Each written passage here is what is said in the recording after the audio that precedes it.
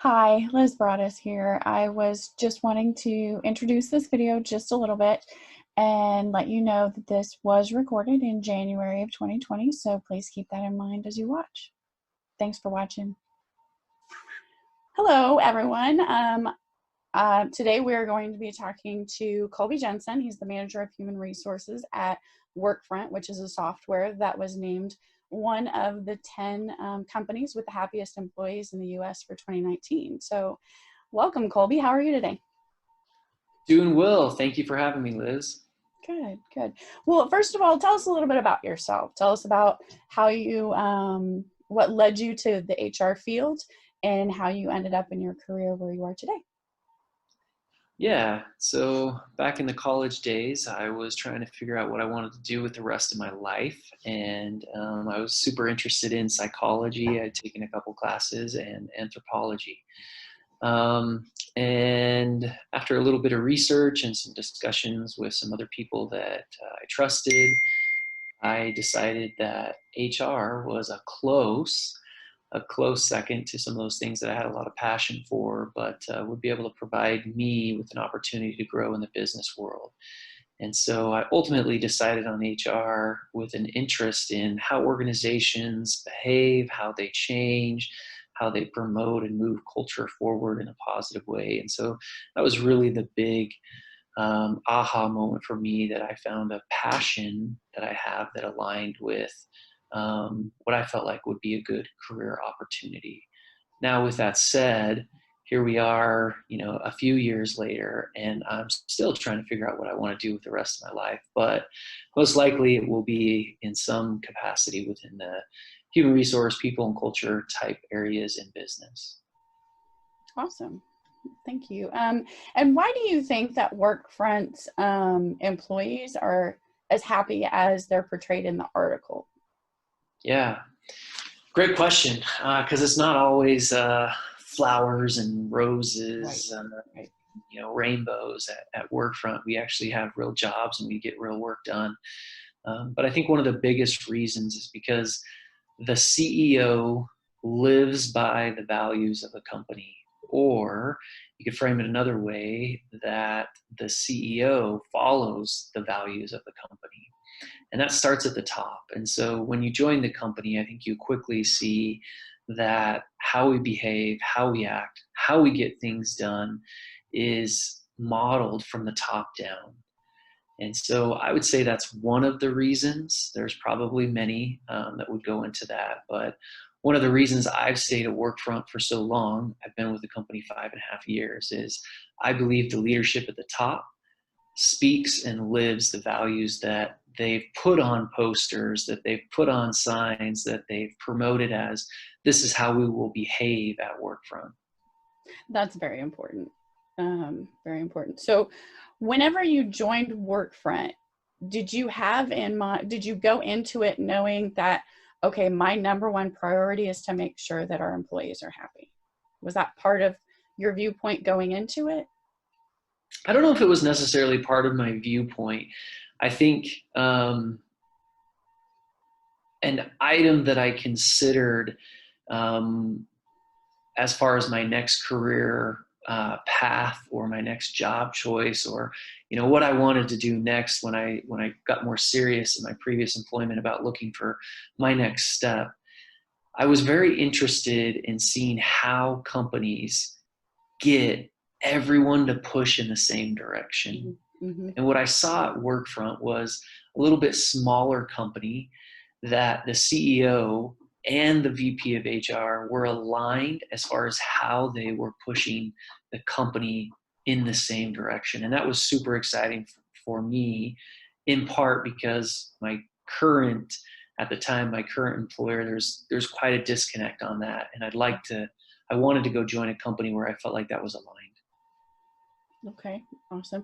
So how large is Workfront? Like, how many employees do you guys have? Mm-hmm.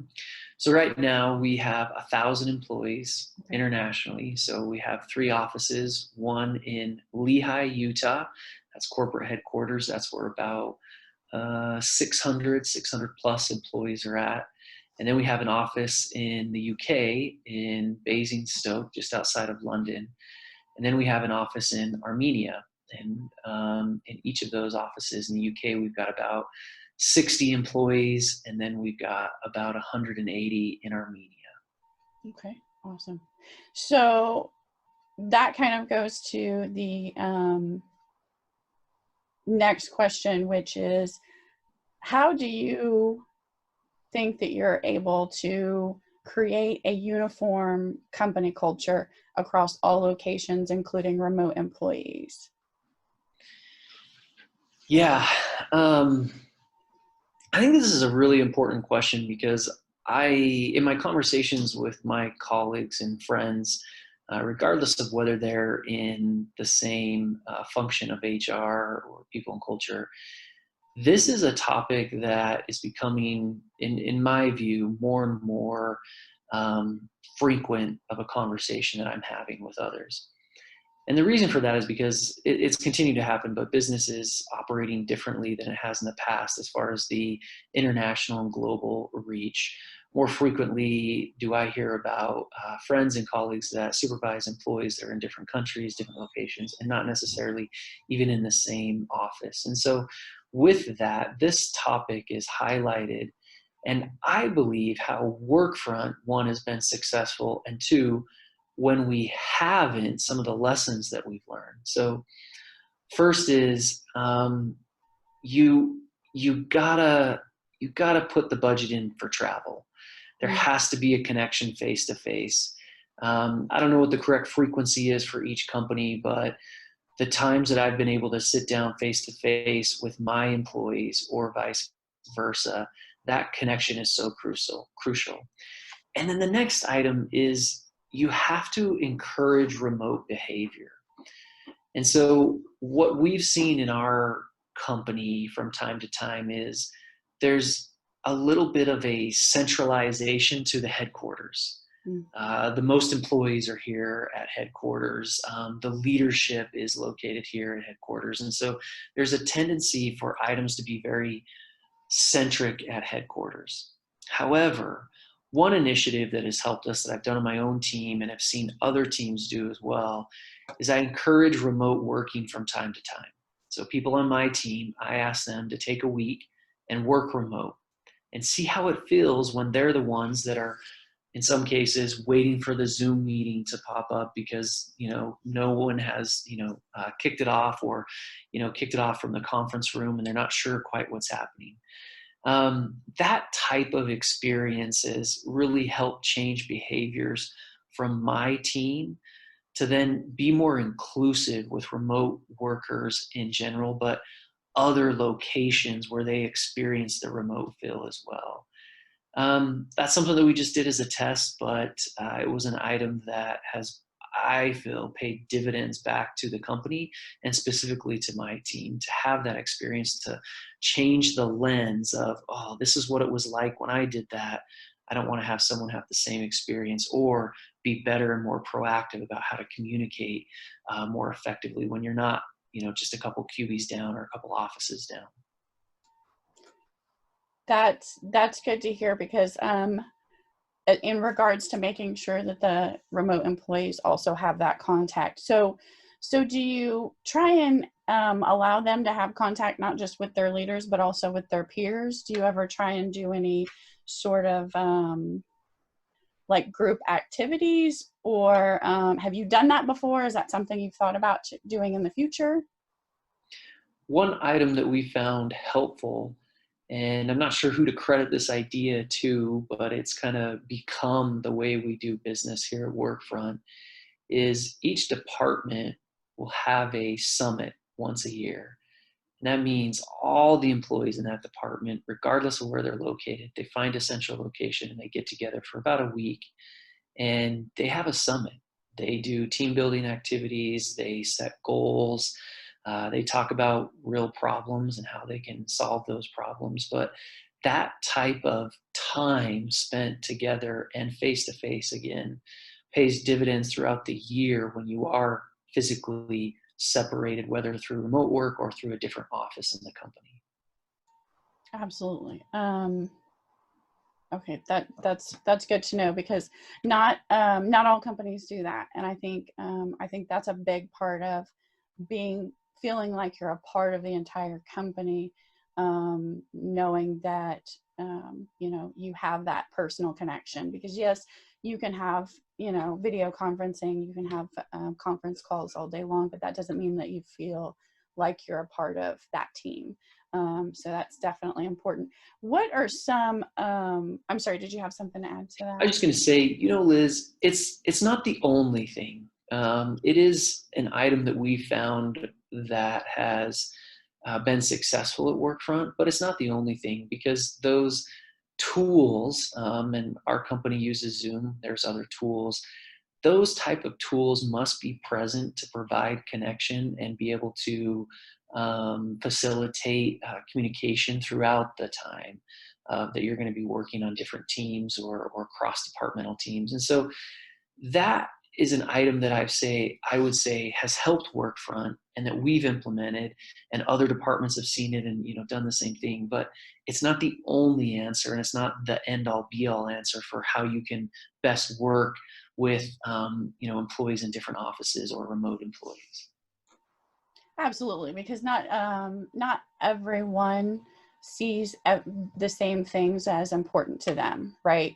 So it's also important to have regular contact with each employee to find out what's important to them, whether it be the remote work or the face to face or the in person, because everybody is different in that way. What are some unique benefits at Workfront that you guys offer, or do you see those outside of the box benefits more to be a fad in regards to you know, the things that came along, like the whole, you know, the ping pong and the, you know, whatever, all those interesting things that everybody thought was interesting. But so what are some other unique benefits that you offer?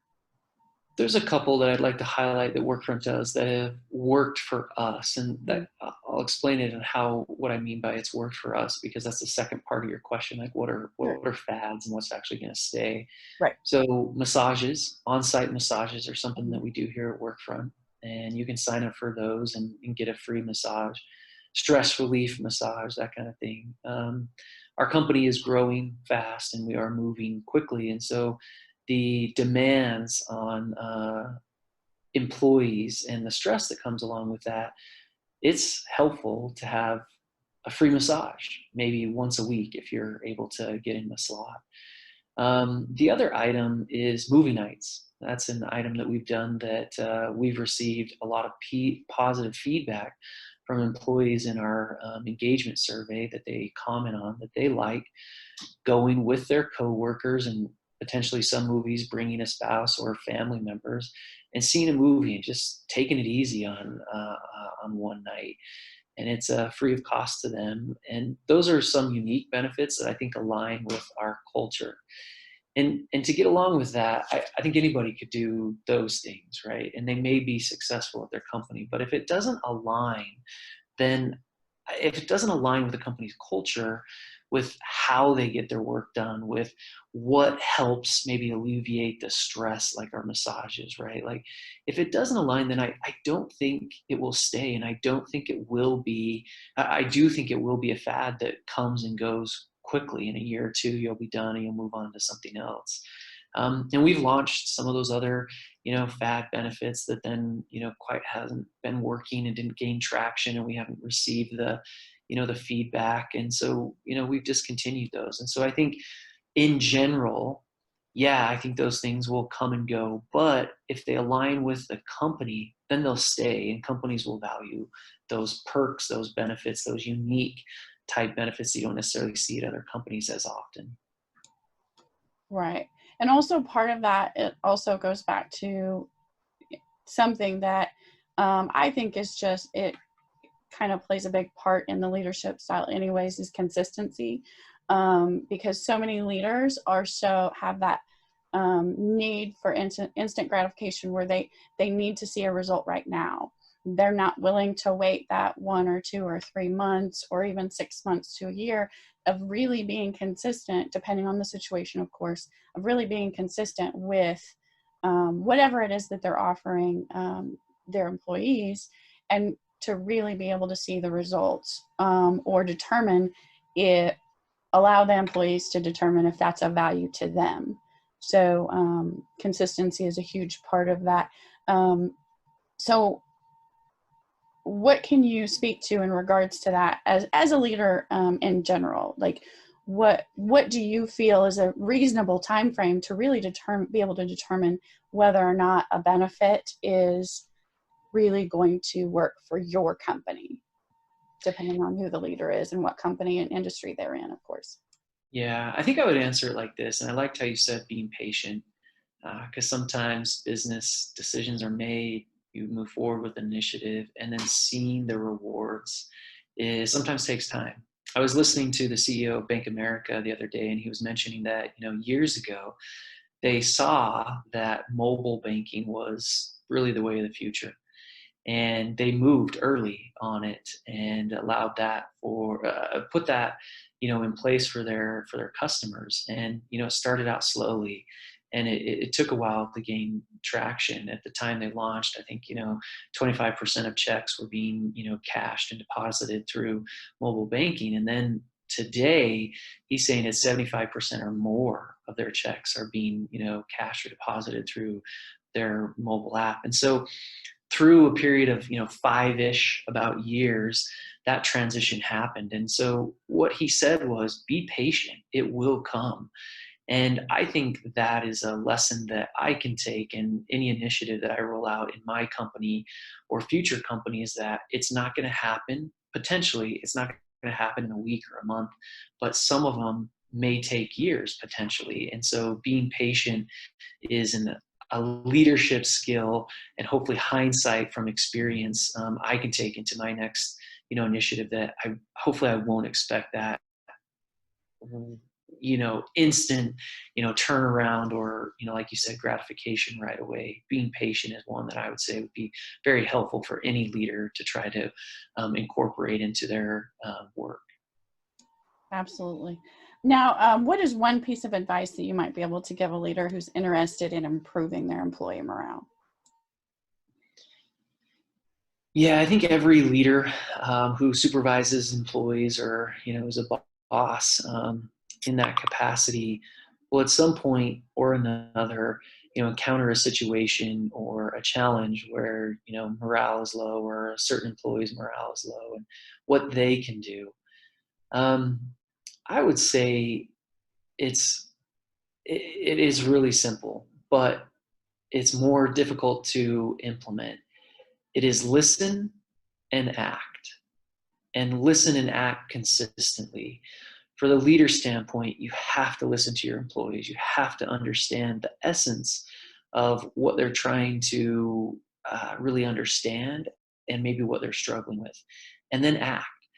And what I found a lot of times, not all the time, but a lot of times, it's actually feedback to me on how I need to act differently or behave differently. And so that's why I say it's listen and then act, and act consistently, is the advice I would give to leaders on maybe if you're having a morale issue or a challenge with your team or team members. You got to listen, and then you got to act. And I think the hardest part of that really is the listening part. Because, and that's not just with leaders, that's with anybody. That's,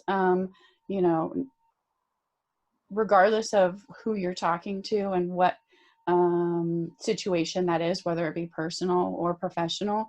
I think so many people have a hard time actually listening to what the other person is saying, versus thinking more of what they're going to say next, or thinking of what they think that this person should be saying or doing, not or what they think that person would like, and not really listening to what they would prefer. And then the acting, I think so many leaders almost kind of try and seem busy, doing so many things, but not basing that off of what their employees are actually telling them necessarily, what they think should be done. So I think that really is a huge part of it. So thank you for that. And what do you think is something that commonly occurs in organizations that can negatively affect a company's culture? Yeah, and I touched on this a bit earlier, but to give more detail, I think there's two things that I've seen in my experience that have a big impact in this. And the first one is inconsistency with company values, and it starts with the top.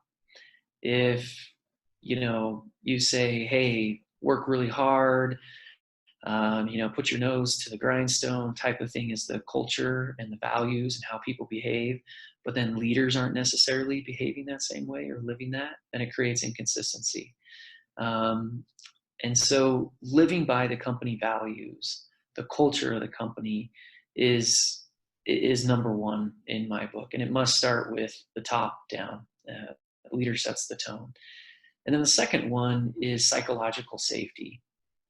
And I've been in companies where you quickly learn what the sacred cows are or what you're not supposed to disagree with your boss on. And I think this one's more difficult, and it's definitely a combination of emotional intelligence and just experience over time. But create an environment where employees can speak up, even if they disagree, and that if it is potentially sacred cow does exist, if there's an item that you can't touch, that it's safe to say, I know this is a very important, sensitive topic, but I want to share my opinion on it. And it's okay to share your opinion. So the psychological safety, those are two that I would say, if those are, out of disalignment in the organization, that's not really happening or functioning, that will create a negative effect on culture faster than anything that I've seen before. Absolutely. And I've actually seen quite a bit where people, the employees are afraid to speak up and to say, hey, this isn't working. Not necessarily always because they're afraid of the response that they will or not get from their leader, but also because they're afraid that they're not going to be listened to, that they're just not going to, what they have to say is not going to matter. And so it's very important for the leaders to be the ones to not just say, I have an open door, you can come talk to me about anything, anytime, but actually follow through with it. Actually, treat them as if what they have to say matters. Yep. And I think that's the biggest part of that, right? Okay. So do you have anything else that you'd like to add to the conversation? I think as far as the topics that we've covered, when it comes to company culture, I think there's always the question of, how do we improve company culture? How do we be change agents? How do we positively impact the company culture? And in my experience, I've always seen friends, and I've been guilty of this as well.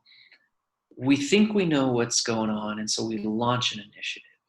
We think we know, right? This is the problem, and this is how we will fix it. And I would say it usually takes a little bit longer to understand what the current culture is, to then identify how you want to change that in a positive way. Because regardless of the company you're working at, there's always going to be positive pieces of the culture. It's those maybe less than positive or less ideal pieces of the culture that you want to change. So once you're able to identify what the culture is, the reality of the culture, then I think you can take time to focus groups to understand what is the sentiment with employees, and then how can we craft an initiative that people can get behind, that they'll see it is a positive. Now, with that said, you can go through all of that and maybe do it the right way and have the best plans laid. But if you don't have leadership buy-in from the top, it will fail. And that's been my experience. It must start from the top. If there is no ownership from the top leadership team, you're not going to get very far in actually making the changes that you desire. So you mentioned focus groups. So is that something that you would recommend for leaders that are just now realizing that they need to make a change, or maybe leaders that are new to an organization that needs a change? If they chose to do focus groups, how frequent would you recommend that they do them? And do you think that they should require every employee to attend, or should it be optional? I think it's optional, and I think it's for both cases, new leaders and long tenured leaders in an organization. The reason I say that is because as a new leader, that's kind of 101 table stakes. Hey, I'm going to get a feel and a sense for what's going on, and I need to talk to a lot of people to understand that. It's going to take time. It is a commitment.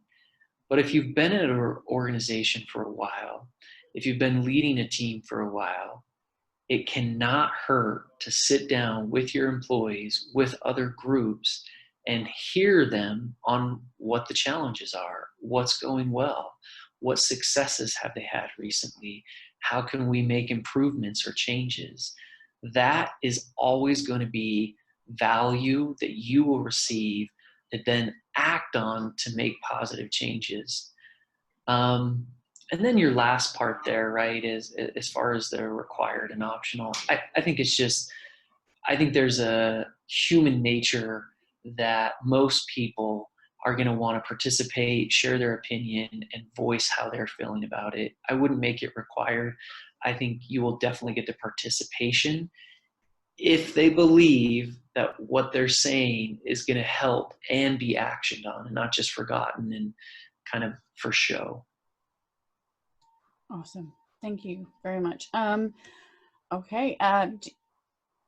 I think that's everything that I wanted to cover with you today. I really, really appreciate you taking out as much time as you have for me today. And I hope you have an awesome day. I really appreciate it.